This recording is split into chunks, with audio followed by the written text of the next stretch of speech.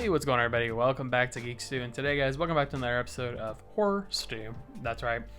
So last week we had an episode of Horror Stew, which obviously I know that was not. I know that's typically not to say that people don't want that, but a lot of people come here for the conspiracy theory content, which I respect. I respect it, but with it being Spooktober, honestly, there's just been a lot of movies that came out this month. We had Terrifier 2, we had Halloween Ends, which is what we're talking about today. We have a bunch more that are coming out in these coming weeks. Smile. There's been so many great horror movies that come out this month. And I had to talk about them. You know what I mean? I talk about them on the Listen to Their Screams podcast, which, if you haven't already, go ahead and give it a like, subscribe, follow, all that good jazz. Links in description as always. But yeah, it's just, man. So before we even start, as you saw at the very beginning of the video, spoiler warning, spoilers coming ahead.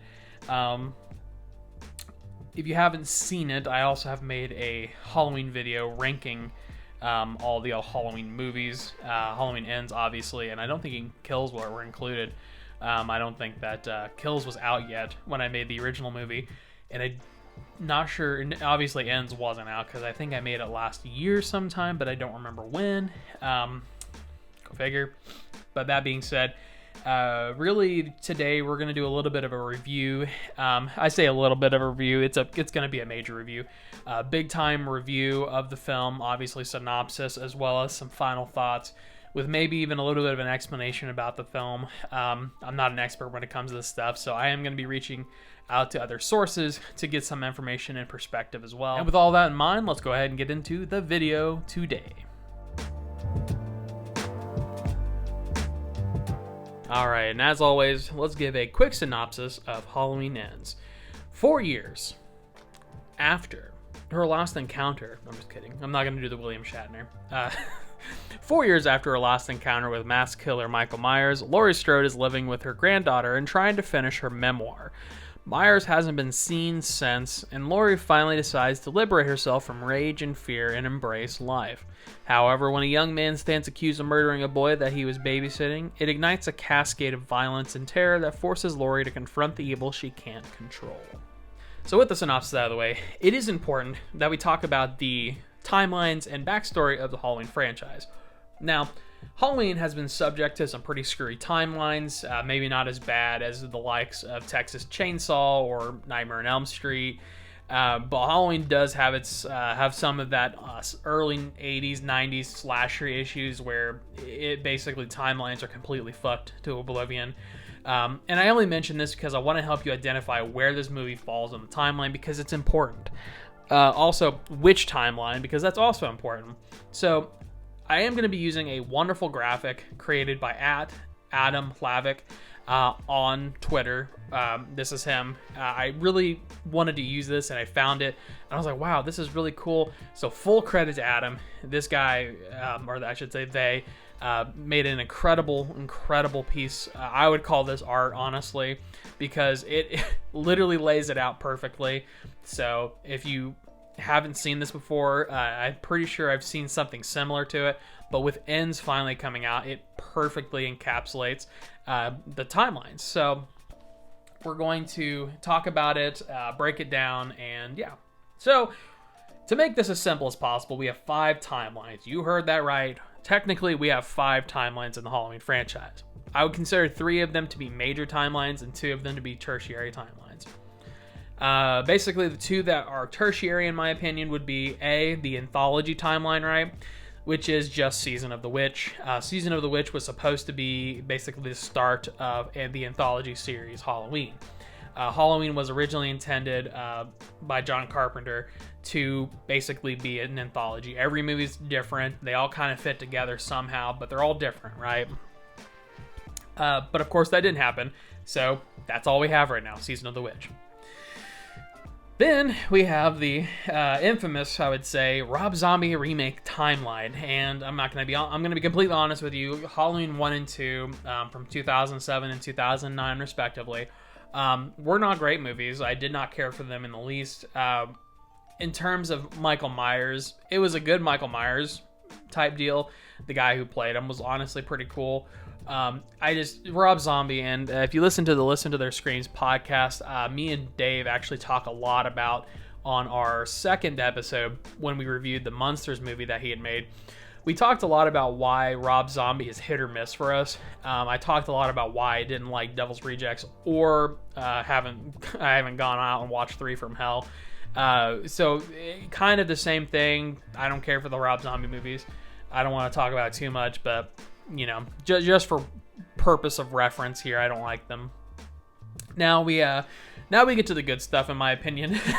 Now we have what we call the sequel timeline. I prefer to call it the Mark of Thorn timeline. So if you've never seen the movies, give them a watch, obviously. But starting us off at the top, we have the 1978 Halloween, the original. This starts the Mark of Thorn timeline. We then have Halloween 2 in 1981, which is the sequel to the original film. Fun fact, it wasn't originally going to be made. Halloween was just going to be a standalone movie, but Michael Myers was so popular that they decided to make a second one. Then we have Halloween 4, the return of Michael Myers in 1988. This, of course, introduced a new Strode family member, if you will, Jamie, who is the daughter of Laurie. Laurie is not in these movies, so I think they say that she died, if I remember correctly. Then we have Halloween 5, The Revenge of Michael Myers, continuing that Jamie storyline in 1989. And then, last but certainly not least, Halloween 6, The Curse of Michael Myers in 1995, finishing off the Mark of Thorn, Curse of Thorn timeline, and finishing off the story of Jamie, as well as everything else to do with that mess. I have a soft spot for this timeline because it's cheesy, goofy, beautiful movies. Obviously, these definitely fall into that weird, paradigm where everything has to have evil, everything has to have, some kind of paranormal or supernatural, explanation, right? Kind of like what they did with Friday the 13th when they did, Jason Goes to Hell. So then, outside of the sequel timeline and all of that, we have the H20 timeline, which is the Halloween 20 years later. This timeline is the original Halloween, 1978, Halloween 2, 1981, which we already covered, and then, which these are actually pretty good movies in my opinion, but we have Halloween H20, which is Halloween 20 years later, which was in 1998, and then to end that timeline, we have the Halloween Resurrection film from 2002. I love Halloween Resurrection as a soft spot for me. I don't like that they killed Laurie Strode in the first 5 minutes of the movie, but, it kind of makes sense, right? She dies in that series, which is interesting. But Halloween Resurrection is one of those ones that I have sort of an endearment for. Has got Busta Rhymes in it, which is absolutely fantastic. He's got some of the best lines, I think, in any 2000s horror movie. Looking a little crispy there, Michael. Oh, or Mikey is what he calls him. Love it. Looking a little crispy over there, Mikey. If you haven't watched it, please watch it. And then last, but definitely not least, we have the H40 timeline, which is the Halloween 40 years later timeline, which is Halloween 1978, skipping every other movie that has ever been made. And then we have the Halloween 2018 film, the Halloween Kills 2021, and then Halloween Ends 2022. Now, I would say the hallmark difference between all of these timelines, outside of the H40 timeline, is that in the H20 timeline, the sequel timeline, even in the Rob Zombie timeline, Laurie Strode and Michael Myers are brother and sister. The sibling arrangement definitely changes the paradigm between the two and how the kind of concept of the film is to be treated. So the primary difference, and I really mean that, the main difference is that in H40, Laurie and Michael are not siblings. For people who don't know, you find out in Halloween 2 from 1981 that Michael and Laurie are siblings when Michael goes to find her in the hospital. That girl, that Strode girl, that's Michael Myers' sister. So, with that all in mind, I know it's going to be probably a bulk of this episode is just talking about the timelines, but it's super important to understand the timelines and understand where this fits. Basically, Halloween 1978 happened. Nothing else happened until the 2018 film, and then you go from there. That's what this current timeline is operating off of, and Michael and Laurie are most certainly not siblings. Alright, so I'm going to use the same scale from my Terrifier video, where we're going to talk about how many screams out of 5. I also post my reviews to Letterboxd. If you've never checked out Letterboxd, actually pretty cool. Give it a look. Basically, you just review movies. It's like a better IMDb for reviews specifically. I think you can search up movies and look at the synopsises and whatnot. But I don't know. Letterboxd is just cool. It has an app. It's pretty functional. Anyways, I don't get paid by Letterboxd, but hey, if Letterboxd, you want to sponsor me, let me know. Nice. With that in mind, I do have to give you 2 ratings, okay? My initial rating and then my actual rating, because here's the deal. I'm going to preface this all by saying that I did like this movie. I will rewatch this movie, and this will probably be something that I watch yearly because I do enjoy the film. However, like all the Halloween movies, just because I like it and just because I enjoy it does not mean that the movie is flawless and without issues, okay? I can enjoy Curse of Michael Myers, but I can admit that the movie is kind of shitty. With that in mind, when I initially watched this movie, I 100% had my blinders on. Or a better term, I guess would say, is the rose-tinted glasses. Because I thought this was just a misunderstood movie. I watched it, I enjoyed it, I was like, wow, this movie's so deep, it's so meta, it's got all this great stuff about it. And I do still believe that it does have some subtext and some, some deepness and some ulterior motives, if you will. But I did not get, at the time, why everyone was reviewing this movie poorly. I was like, I don't understand why this is getting bad reviews. I couldn't understand why somebody would watch this and hate it. I was genuinely having issues with that. So, when I initially watched this movie, I was like, this is easily a 4 out of 5 for me. But, with what I could only quantify as the cinema equivalent of post-nut clarity, that's an image I'll never get out of my brain. this movie was a 2.5 out of 5. All right, that's as the best I could possibly rate it, and that's still forgiving a lot of things that I could not understand. Now, from this point forward, I'm going to get into some of the details and spoilers of the film. If you would not like to hear most of the spoilers or some of the lesser spoilers, check out Listen to Their Screams podcast. But this is going to be spoiler filled. This is going to be raw. This is just going to be me talking about this movie from here on out. So you've been warned. With that in mind, Halloween Kills and Halloween 2018 were superb movies. And the reason I mention that is because if I had to rate those movies, they'd be a 3.5 to a 4.5 easy. But Halloween Ends is just not great. The storyline could have been great. Had this not been the finale to what I would consider otherwise a great trilogy. Quite frankly, if this was a spin-off movie or even an extra movie in between movies, I would have loved it. But this was the culminations of 40 years of Halloween films. This was supposed to be the grand fucking finale, okay? This was supposed to be 40 years of Laurie Strode versus Michael Myers, and the best that they could come up with was this half-baked ending. The story was there. Honestly, the story was there. But we just failed to execute on any of it. The story of Corey is actually a sad story of a town that lost one boogeyman and created another.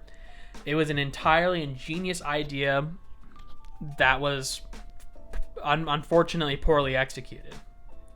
This was supposed to be a story of triumph over fear, of Laurie finally accepting evil and finally defeating it, but it just felt like a lackluster attempt at killing the boogeyman. It seemed pointless, it seemed short-sighted, and it just seemed lazy. I don't know if I could have done it better. It just felt wrong. And I will give credit where credit's due. David Gordon Green, my guy, you made 2/3 of a great trilogy, but man, Ends does not feel like the end. So there you have it. A proclaimed lover of the Halloween series, myself, presents the lowest ranked Halloween film outside of the Rob Zombie movies in my personal list. If you check out my other episode, I wouldn't put this at the very bottom of the list because obviously Rob Zombie has the very bottom carved out for him. But this could have been better, man. It was a little bit of a rant, but honestly, I hope there exists like a producer's cut or a director's cut or something. Basically, like with Curse of Michael Myers, the movie was shitty, but then they released a producer's cut that was surprisingly palatable. And there's just something missing, man. I enjoy the movie, but I just can't help but feel like they cut a bunch of shit out of the movie that needed to be there. And like a lot of people will talk about the meta subtext of this film, and like I get it. The trilogy in this film did have that. And I think the person who worded it best, in my opinion, was from TikTok. Their user is society.made.the.joker. That's their TikTok profile over there. Give them a look because they actually had a great TikTok about this. I couldn't have explained it better.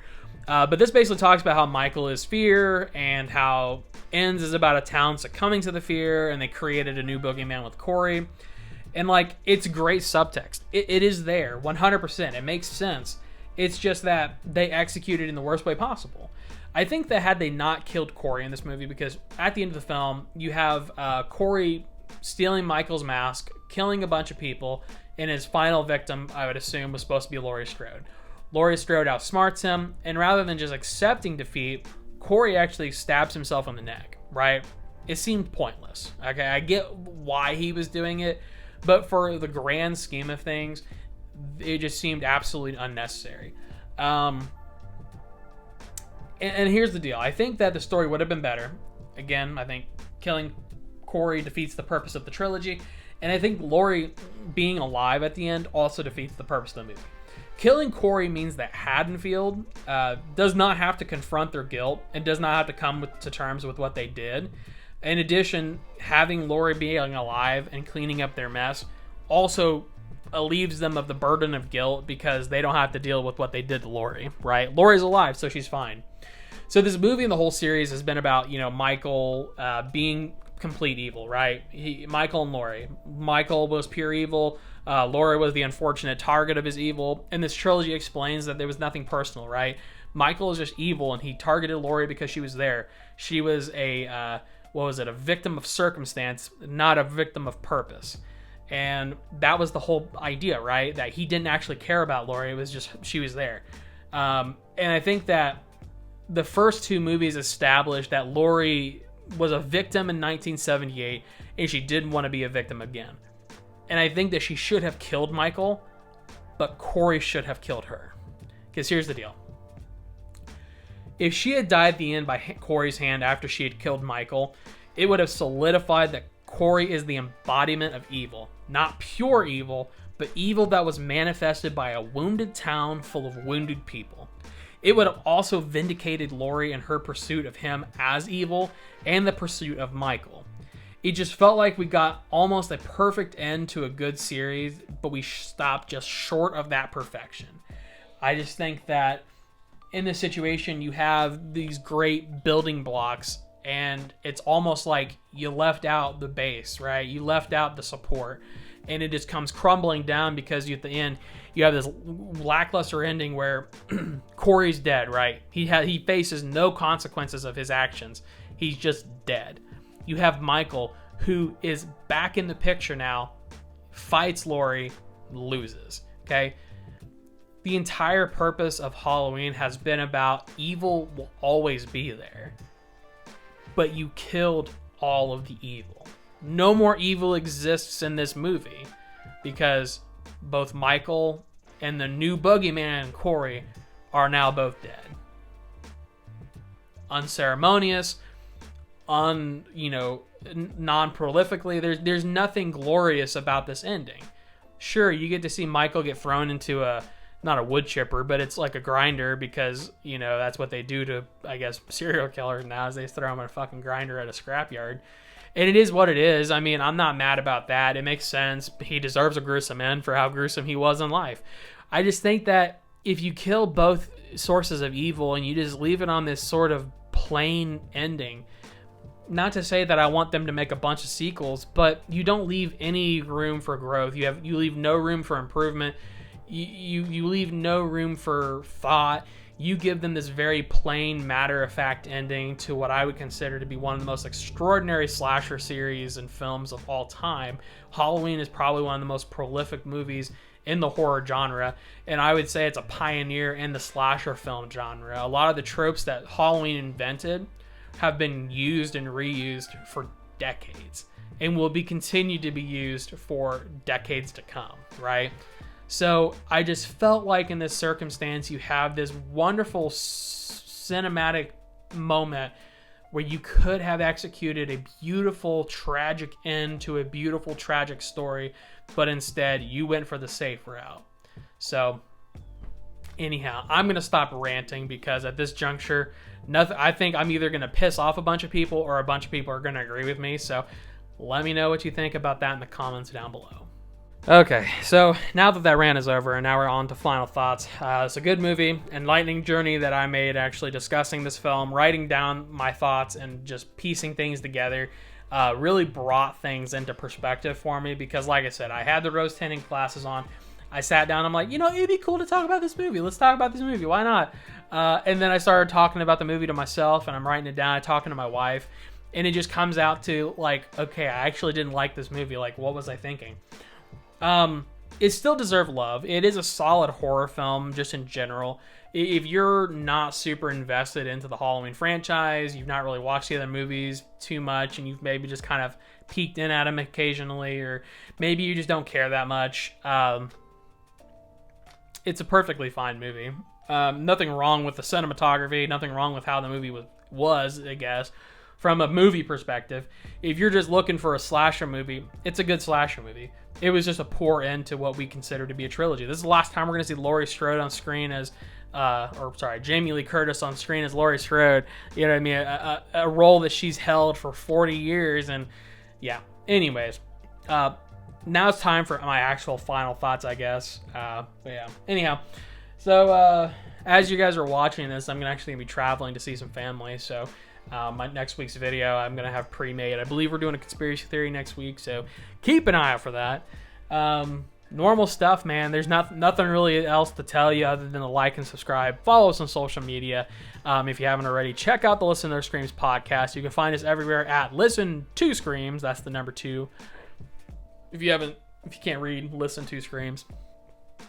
I'm trying to think if there's anything else I need to tell you guys. Let me know if there's any movies you want me to watch and review on the show. Even if it's not a horror movie, I'm open to watching other movies. I like all things movie and cinema. In addition to that, go ahead and leave a like and subscribe if I haven't already mentioned that. I think I did. I think I said it like 5 times. Comments. That's what I was going to say. Leave a comment down below. I really want to know what everybody else thought about this movie because I've only talked to Dave at this juncture because the day before this episode goes up, the Listen to Their Screams episode where we discuss Halloween Ends is going up as well. So let me know because, I've only talked to Dave about it at this point, so I want to know what you guys think. What does everybody else think about this movie? Give me your rating out of 5. How many screams out of 5 would you give this movie? Do you think it was a good Halloween movie, or do you think it was just a lackluster horror movie that could have done better? So, let's get out of here. Stay safe, stay happy, stay healthy, and stay awesome. We'll see you in the next one. See ya.